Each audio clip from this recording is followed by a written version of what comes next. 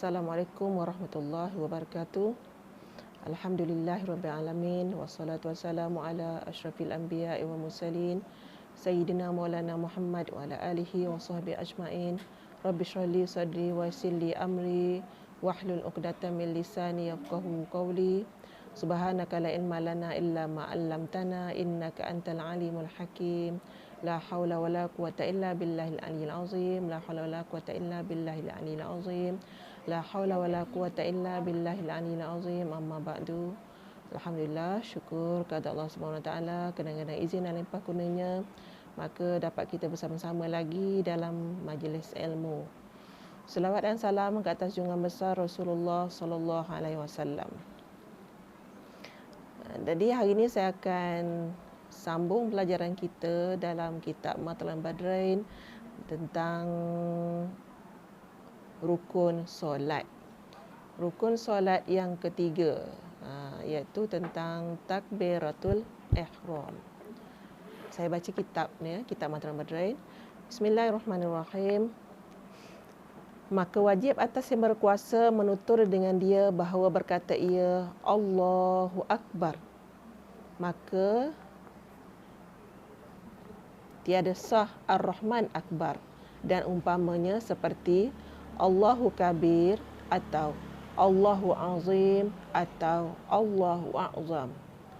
Maka tiada memadai tiap-tiap yang mengubahkan salah suatu daripada dua lafaz itu. Dan tidak sah pula mendahulukan akbar atas lafaz Allah. Dan tiada mengapa diceraikan antara dua lafaz itu dengan alif lam seperti Allahul Akbar, dan dengan sifat yang tiada panjang seperti Allahul Jalilu Akbar atau Allahur Rahmanur Rahim Akbar. Bersalahan jika panjang ia seperti tiga sifat, katanya Allahul Jalilul Azimul Halimu Akbar. Maka jika lemah daripada menyebutkan dia dengan lafaz Arab, kemudian daripada belajarnya, hendaklah terjemahkan dengan barang mana lugat dan jika dengan lain daripada lugatnya sekalipun. Dan jangan digantikan dengan zikir yang lain.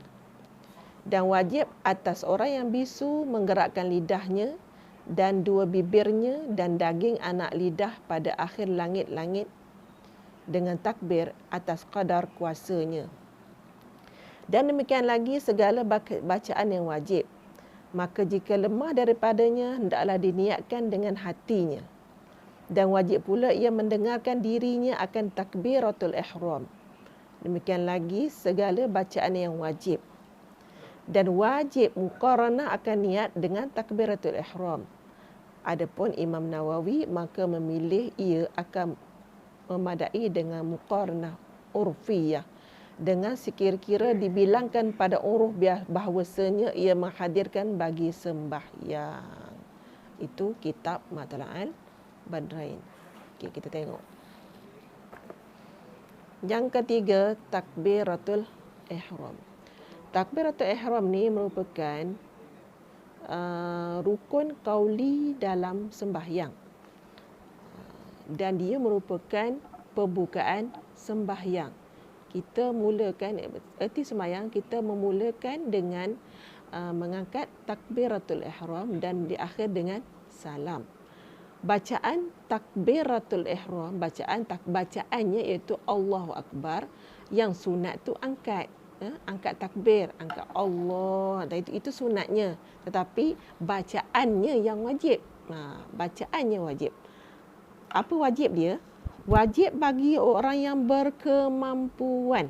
Orang yang berkemampuan melafazkan Allahu Akbar. Allahu Akbar. Jangan akan jadi Allah. Jadi panjang sebelum tu. Dalam bahasa Arab tu artinya kita buat soalan. Adakah Allah tu maha besar? Tak boleh. Ataupun kita baca Allahu Akbar pun tak boleh juga. Kena bacaan dan lafaz jalalah kena dua harakat. Paling kurang Allahu Akbar. Jangan baca Allahu Akbar, Allahu Akbar, Allahu Akbar. Tak boleh. Tidak sah Dan seterusnya tidak sah jika melafazkan Ar-Rahmanu Akbar. Maklumlah kita ni dah tahu, dah hafal Asmaul Husna, kita kata sama je. Kita pun tukar, tak nak baca Allah dah. Kita baca Ar-Rahmanu Akbar. Atau kita kata lagi Allahu Kabir. Atau kita baca Allahu Azim. Atau kita baca Allahu A'zam. Tak boleh. Jadi kalau kita baca tak boleh tu tak sah lah sembahyang kita. Dan tidak boleh mengubah dua lafaz. Tak nak baca semua dah. Allah tak ada, Akbar tak ada, Ar-Rahman Ar-Rahim kita tiba-tiba Ar-Rahman Ar-Rahim, peliklah pula kan. Mesti baca, walaupun salah satu pun tak boleh juga. Tak boleh mengubah kedua lafaz. Tidak sah juga jika melafazkan Akbar depan dulu. Tukarlah, sama je arti dia. Akbar Allah, biasa Allahu Akbar. Tukar Akbar Allah. Kena baca Allahu Akbar. Tetapi, dengar betul-betul. Tetapi tidak mengapa jika dipisahkan antara dua lafaz itu dengan alif lam. Seperti Allahul Akbar. Allahul Akbar. Kalau begitu, tidak mengapa. Tidak mengapa. Tetapi tidak mengapa. Ataupun dipisahkan dengan sifat yang tidak panjang seperti kita kata Allahul Jalilu Akbar. Allahul Jalilul Akbar. Di tengah pada Allah dengan Akbar tu ada satu sifat, kita letak Al-Jalil. Boleh. Allahul Jalilu Akbar. Boleh. Ataupun dua. Allahur Rahmanur Rahimu Akbar. Boleh. Tetapi tidak boleh jika pemisahan itu panjang dengan tiga sifat seperti Allahul Jalimul Azimul Halimu Akbar. Yang tak boleh tiga. Mana sekarang ni hari ni kita belajar, kita tahu kita boleh baca Allahul Akbar, Allahur Rahmanul Akbar, Allahul Jalilu Akbar, Allahur Rahmanur Rahimu Akbar. Mana dua sifat Allah tu, Asmaul Husna tu, kita letak dua celah tu boleh. Tapi tiga ke atas jangan. Tak boleh bayang kita macam mana ya kalau nak angkat takbir dengan panjang-panjang Allah, lagilah panjang dia punya tu. Sebab panjang saya nak baca Allahul Jalil Azimul Halimu Akbar. Kita ni biasanya kalau benda yang tak biasa kita buat, kalau kita baca takut nanti kita akan jadi kekok pula kan.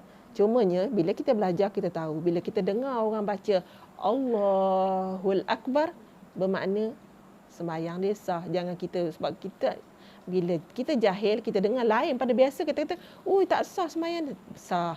Kalau dia baca Allahul Akbar, sah. Kalau dia baca Allahul Jalilu Akbar, sah. Kalau dia baca Allahur Rahmanur Rahim Akbar, sah. Kalau dia tak sahnya kalau dia baca Allahul Jalilul Azimul Halimu Akbar, baru tak sah. Sebab tu bila kita baca kitab macam ni, kita akan jumpa yang tak biasa kita jumpa. Itu masalah kita. Biasanya kita ni bila kita berjumpa dengan satu benda yang baru, bila kita tak tahu, kita terus menetapkan orang tu tak sah, sedangkan kita yang tak tahu. Jadi dengan kita belajar macam ni, kitab macam ni, kita akan jumpa boleh baca Allahul Akbar, tapi jangan baca Ar-Rahman Akbar, tak boleh baca. Allahu Kabir tak boleh baca. Tetap Allahu Akbar tu tetap ada. Tetap ada. Itu yang pertama, tentang lafaz dia. Satu lagi, tak eloklah kita baca Allah. Kadang-kadang kita dengar orang baca Allah, kita dengar Allahu Akbar. Ya Allah. Mesti dua lafaz. Jangan baca Allahu Akbar. Allah. Kita mesti kita baca Allah tu paling kurang dua harakat. Bagaimana pula dengan orang lemah bacaan bahasa Arab dia? Lemah melafazkan, terutama kita ni orang Melayu, alhamdulillah lah kita boleh sebut kalimah Allah pun kita betul, insya-Allah betul lah. Ni kadang-kadang orang sebut Allah, dia dah tak boleh sebut dah Allahu Akbar. Cuma masalah kadang-kadang orang kita ni bila dia dah belajar dengan orang tu, dia ingat selama ni sebut Allah tu salah. Dia pun daripada elok azan Allah Akbar, dia Allahu Akbar. Tu kesian lah kan. Jadi kalau orang lemah melafazkan bahasa Arab, setelah dia pelajari, maka Islam beri kemudahan. Dia Allah Islam tu kan mudah. Mana terutama kalau orang baru masuk Islam, kita nak suruh dia solid baca memanglah payah. Jadi dia orang yang dia dah belajar, maka Islam memberi kemudahan melafazkan dalam bahasa dia fahami, tetapi tidak boleh digantikan zikir. Senang-senang kita kata, baca subhanallah lah. Tak boleh lah juga. Dia kena usaha juga. Setakat yang dia boleh. Sampai dalam bahasa dia fahami pun boleh. Dan bagi orang bisu, wajib di atasnya melafazkan zikir itu secara menggerakkan lidah. Orang bisu. Orang bisu, dua bibir dan daging anak lidah pada akhir langit mengikut kemampuannya. Jadi orang bisu ikutlah kemampuan dia. Kira-kira kita ajar dia. Dia tak boleh baca macam kita. Kalau dia baca macam kita, taklah namanya bisu. Orang bisu ni biasa dia ada masalah. Mungkin lidah dia pendek sangat, atau lidah dia panjang sangat, atau anak tekak dia. Kita ni anak tekak kita ni Allah subhanallah. Jadi anak tekak kita tergantung-gantung. Orang yang ni dia ada masalah, kadang anak tekak dia sampai melepa kena pada pangkal lidah, itu sebab dia jadi dia bisu. Itu. Dia takkan dapat lafaz macam orang biasa. Kalau dia biasa, taklah dia namanya bisu. Jadi orang macam tu dia ikut kemampuan dia. Mungkin dia boleh gerakkan bibir dia, cuba itu dah sah. Kalau kita buat gitu tak boleh. Tapi kalau orang bisu, sah sembahyang dia. Begitu juga bacaan-bacaan wajib. Jika tidak mampu melakukan demikian, adalah diniatkan dalam hati. Kita orang biasa tak boleh niat dalam hati. Dia lidah dia pun tak terangkat, kita ajar dia orang macam ni dia boleh lepas niat tu dalam hati. Itu orang yang bisu. Ataupun bagi orang yang baru masuk Islam, sebab tu orang masuk Islam biasanya kalau dia ikut je orang sembahyang, dia ikut dengan perbuatan. Bacaan tu ikutlah, dia tengok yang orang tunduk, dia tunduk. Nah, kita nak suruh dia sempurna sembahyang, tak adalah kan, nama pun mu'allaf. Bagi orang berkemampuan membaca wajib. Dengar betul-betul wajib. Orang yang, kalau kita orang biasa-biasa ni, wajib memperdengarkan dirinya takbiratul ihram. Telinga kena dengar, tak boleh baca.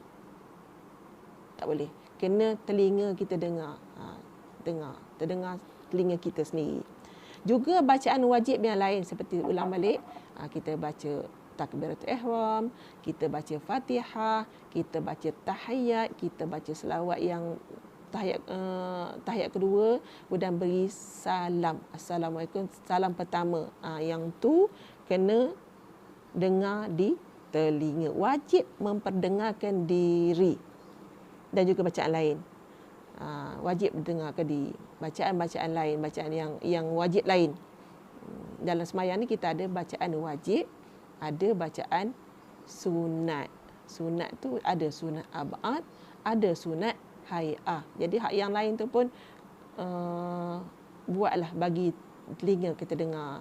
Dalam pada itu pun kita kena jagalah, janganlah sampai dengar mengganggu, terutama kalau kita sembahyang jemaah sampai mengganggu sahabat-sahabat jemaah lain, kerana kita nak bagi dengar telinga kita akan baca sangat kuat sampai mengganggu. Baca Fatihah, baca tahiyat, at-tahiyyatu mubarakatuh salawatut thayyibatun. Masalah kita bila duduk sebelah manusia yang macam ni, kita tak baca, kita duduk mendengar ke dia baca tahiyat, kita dengar dia baca Fatihah, kita pula terlupa nak baca Fatihah. Tu Islam tu dia ni. Kemudian juga masalah berlaku ketika takbiratul ihram, situ berlaku banyak orang was-was. Tu yang dia sebab dia kata tadi wajib disertakan niat dengan takbiratul ihram. Niat kita sembahyang tu ketika kita mengangkat takbiratul ihram. Ketika kita melafazkan takbiratul ihram. Kadang kita tak faham, niat kita ingat yang angkat tangan tu takbiratul itu sunat angkat tangan ketika takbiratul ihram. Bacaan wajibnya Allahu Akbar. Itu yang jadi lama sangat tu, sebab nak melafazkan. Sebab kita belajar usalli fardhu zuhri arba'a raka'atin ada'an lillahi ta'ala. Sebab kita nak terjemah, sahaja aku sembahyang fardhu zuhur 4 rakaat tunai kerana Allah Ta'ala. Allah punya lama nak. Itu yang lama Allah. Sebab nak terjemah. Sedangkan kalau kita belajar sebelum ni tentang niat, Yang pentingnya kita niat kita nak buat apa, nak sembahyang fardu ke sembahyang sunat, tu sembahyang apa dan berapa rakaat. Sekejap je dalam hati, lintasan hati. Hati kita teringat kita nak buat apa. Sebab tu lafaz usalli tu kita baca nak senang kita nak membawa pada niat. Kalau kita tiba-tiba berdiri terus kita angkat takbir, aku nak buat apa ni? Jadi bila kita membaca usalli fardhu zuhri, kita tahu sekejap lagi apa yang kita nak buat. Kita masuk ke dalam lintasan hati kita, itu niat. Niat tu bukan perlu pada diterjemahkan. Bila terjemah memang lambat. Dalam mulut sebut Allah, dalam hati nak terjemah. Sahaja aku sembahyang fardu zuhur 4 rakaat. Oh, itu yang Allah. Tak lepas lagi.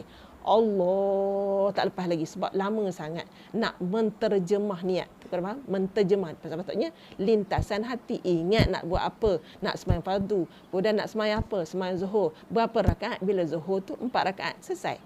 Memang kerana Allah Ta'ala kan. Nak sudah habis sampai kerana Allah Ta'ala memanglah panjang. Itu kita ni wajib niat ketika takbiratul ihram. Tak boleh niat sembahyang ni dah sudah Fatihah. Aku ni nak sembahyang apa ya? Oh, sembahyang zuhur. Sembahyang zuhur. Tak boleh. Tak boleh. Kecuali dulu kita belajar tentang niat dulu. Contoh berlaku kita ni kalau saya pusing sikit pelajaran sebelum ni, kita tengah sembahyang zuhur, kita sembahyang seorang di masjid ke di surau, tiba-tiba tadi kita tak ada siapa, tak ada jemaah pun. Kita tunggu tak ada orang, kemudian tengah kita sembahyang, tiba-tiba ada orang masuk. Kita masa tu kita ada fardu, kita boleh tukar. Ni bahasa lain sikitlah. Kita boleh tukar pada sembahyang sunat. Sembahyang fardu tukar sembahyang sunat, tapi jangan syarat waktu jangan sampai nak luput dah. Dah pukul 4. Kita nukar lagi tak boleh lah. Kalau waktu panjang lagi, tiba-tiba ada jemaah masuk, kita rasa nak kejar ke sembahyang jemaah, kita tukar niat, itu boleh. Pada sembahyang fardu kepada sembahyang sunat itu. Itu yang saya dah baca sebelum ni. Jadi mengikut Imam Nawawi memadai ketika takbiratul ihram disertakan niat, di mana mengikut urufnya dia menghadirkan solat. Jadi Imam Nawawi ni tak perlu daripada dia mana kita mengingat apa yang kita nak buat, itu Imam Nawawi. Tapi kalau kita ni Imam Syafi'i meletakkan ingat niat sembahyang tu kita buat semasa takbiratul ihram. Okey, saya rasa itu saja untuk hari ini. Sekian. Yang mana baik tu datang pada Allah, tak baik itu kelemahan saya. Sekian. Wallahu a'lam. Assalamualaikum warahmatullahi wabarakatuh.